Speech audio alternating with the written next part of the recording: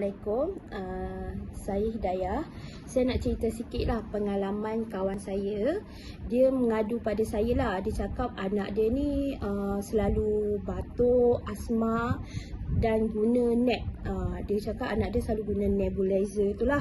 Jadinya dia nak cuba ikhtiar cara lain untuk kurangkan penggunaan nap tu. Katanya bila selalu guna nap tu, garam potasium dalam badan tu boleh meningkat. So salah satu kenapa dia nak ikhtiar cara lain lah. And then bila dia jumpa madu halia bentung ni, dia happy sangat sebab anak dia yang 15 tahun selalu always guna nap tu, kurang batuk dia.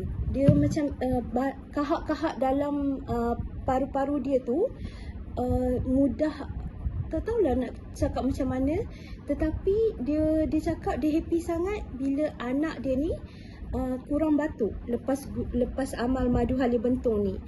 So lepas tu dia memang always guna madu halia bentung ni untuk anak dia. Anak dia siap cakap ni, ibu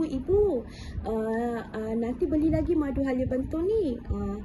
Fatimah dah kurang dah pakai nap ni. Jadinya Fatimah nak amal madu halia bentung ni saja. Dia cakap macam tu dekat mak dia.